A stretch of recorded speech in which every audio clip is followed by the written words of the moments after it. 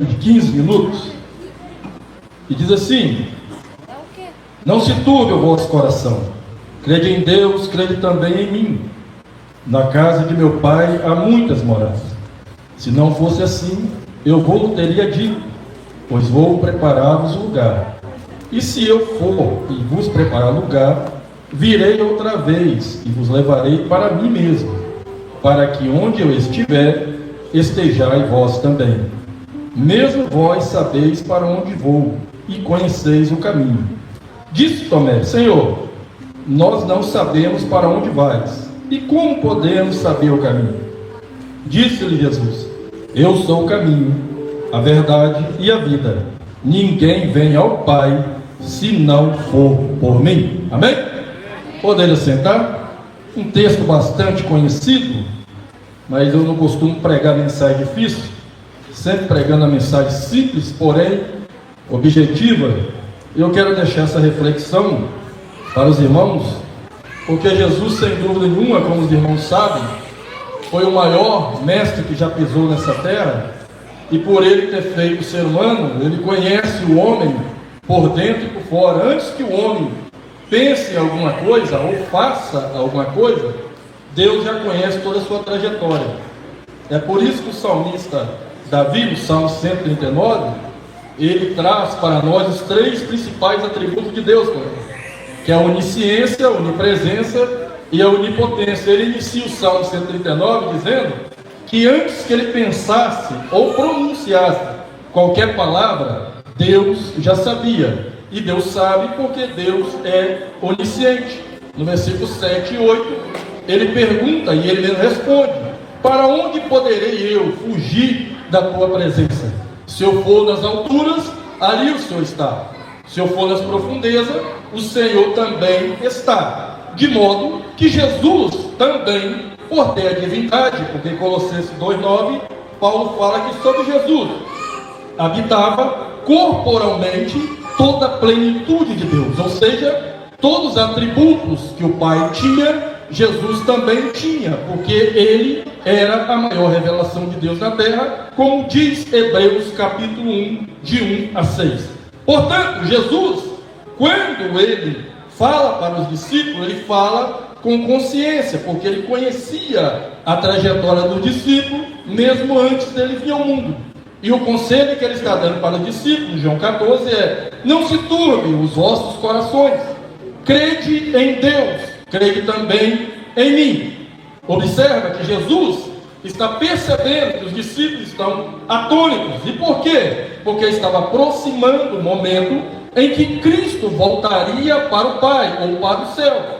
E os discípulos, preocupados, achando que iriam caminhar sozinhos, eles estavam atônitos. Jesus está dando uma palavra para eles de esperança: não se turbe os vossos corações, crede em Deus, crede também em mim. O que é a fé? A fé, os irmãos sabem, Hebreus capítulo 11 diz que é o firme fundamento das coisas que se espera e prova daquilo que não se vê.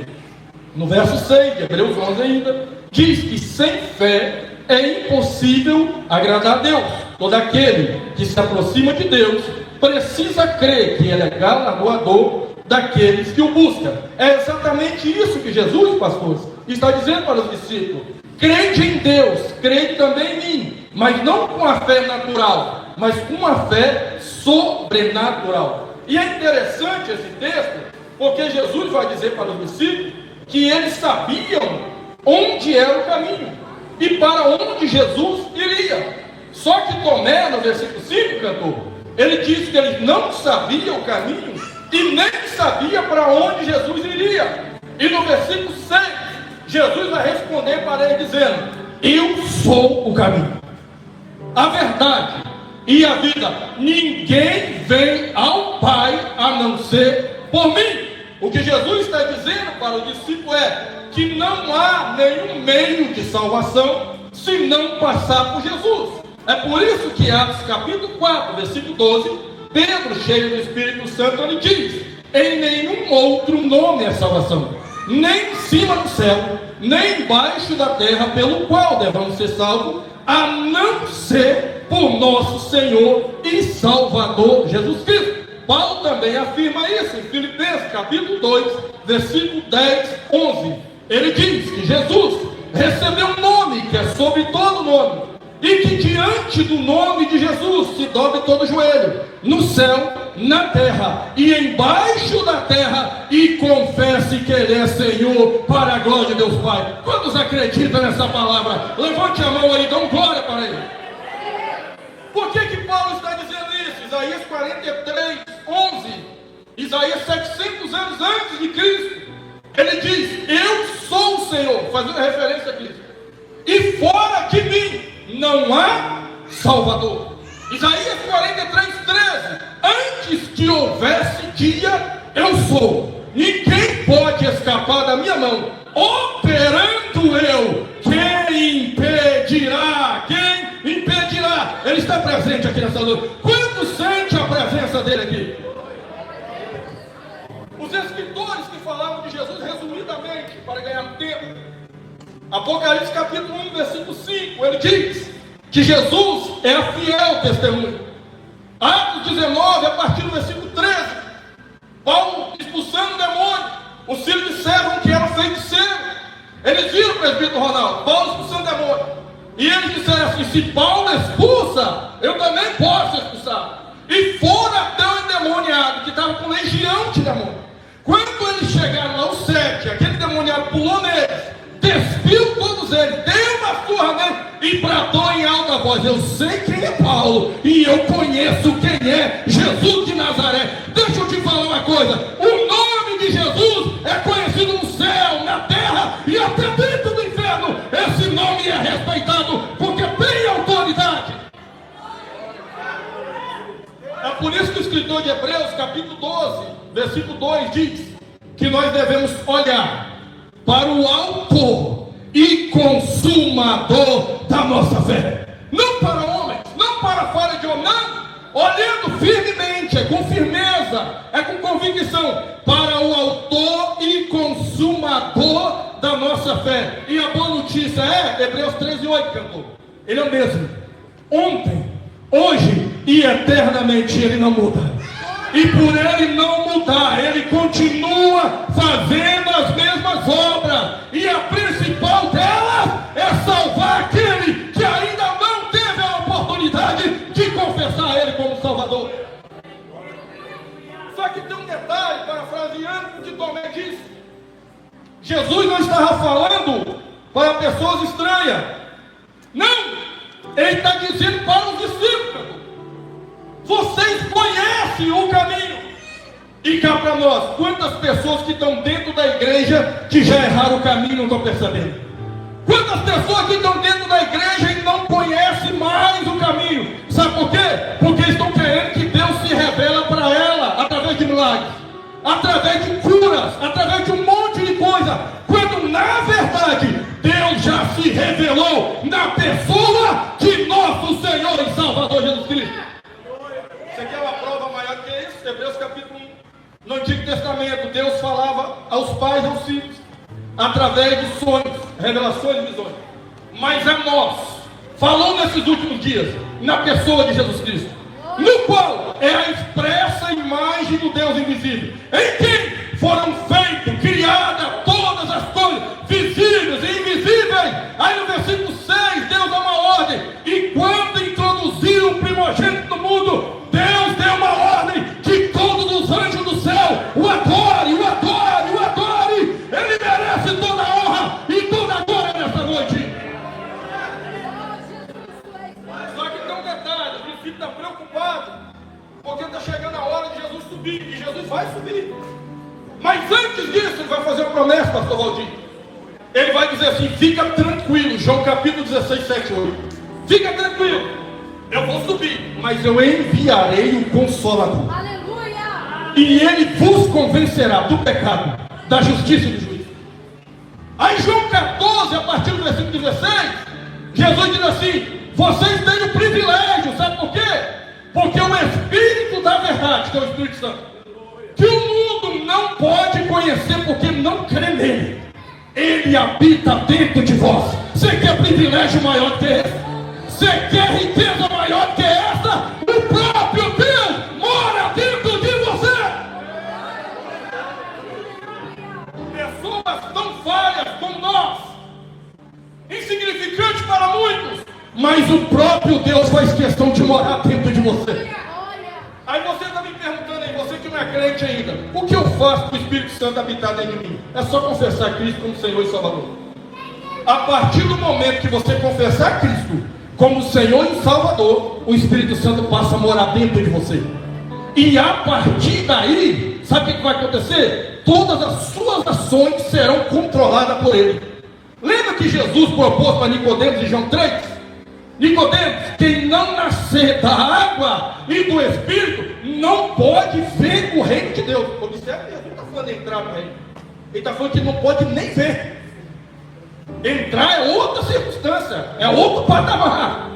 Jesus está dizendo para Nicodemos, Nicodemos, se não nascer da água, nascer da palavra, se não descer as águas para confirmar que foi nascido pela palavra, se não nascer do Espírito, ser guiado pelo Espírito, não pode nem ver o reino de Deus, quanto mais entrar no reino de Deus. É isso que Jesus está dizendo para Nicodemos.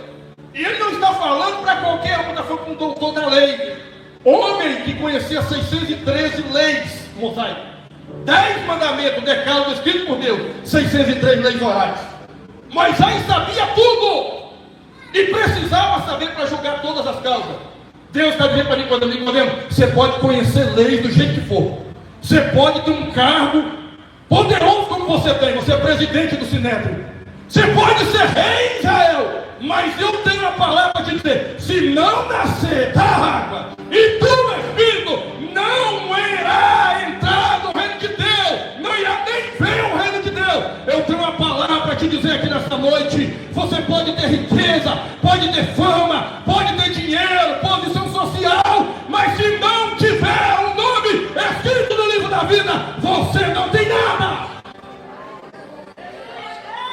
Você não tem nada. Sabe por que não tem? Porque todos nós desceremos a sepultura em algum momento. Todos nós. Salomão em Eclesiastes 3, ele tinha uma certeza: todos vão morrer. Presidente Ronaldo, a única certeza que ele tem: todos vão morrer, a menos que você seja privilegiado de estar vivo para arrebatamento, senão você vai morrer, e não tem como fugir. Aí no capítulo 12 de Eclesiastes, ele dá um conselho para você lembrar do teu Criador no dia da tua mocidade, antes que venham os anos e os dias maus, em qual venha dizer, não tenho neles alegria e contentamento, antes que escureça o que olha pela janela dos olhos, antes que branqueia a amendoreira, os cabelos brancos, antes que o gafanhoto pereça pelo peso de apetite o estômago, antes que o copo de vertebral comece a quebrar a coluna, antes que o cântaro se despedaça, todos os ossos do seu corpo começam a desfazer. Aí Salomão está dizendo, antes que tudo isso aconteça, lembra do teu Criador no dia da tua mocidade, porque todos descerão pó. Todos descerão pó. E o sopro vai voltar para Deus. E ele fecha no versículo 13 e 14 dizendo, tudo isso que vocês ouviram, guarde na vossa mente. Teme ao Senhor. Teme ao Senhor. Guarde os seus mandamentos, porque Deus há de trazer juízo. Toda obra, quer seja boa, quer seja má, Deus há de trazer juízo. E a pergunta do Espírito para mim e para você aqui nessa noite: se a morte te chamar hoje, chamar não, se ela te levar hoje, estás preparado para encontrar com Cristo na eternidade? Se hoje desceres a sepultura, estás preparado para enfrentar a eternidade? Porque com Deus ou sem Deus, nós vamos enfrentar a eternidade. Ou com Deus ou sem Deus, não tem como fugir, meu amigo. E a pergunta de Deus para nós nessa noite: estás preparado? Estás preparado? Quantas pessoas fizeram plano de ontem para hoje? Hoje foi sepultado. Quantas pessoas acharam que ia ganhar o mundo em 2026? Estão mortos. Sabe por quê? Tiago 4, 13 e 14. Tiago dá um conselho para nós: quando disseres que amanhã fará alguma coisa, diga, se Deus permitir, se Deus quiser. E por quê? Porque você não tem autoridade para acrescentar um palmo sobre a sua cabeça, nem um fio de cabelo na cabeça, nem milésimo de segundo. Mas ele aconselha dizendo: quando for dar resposta para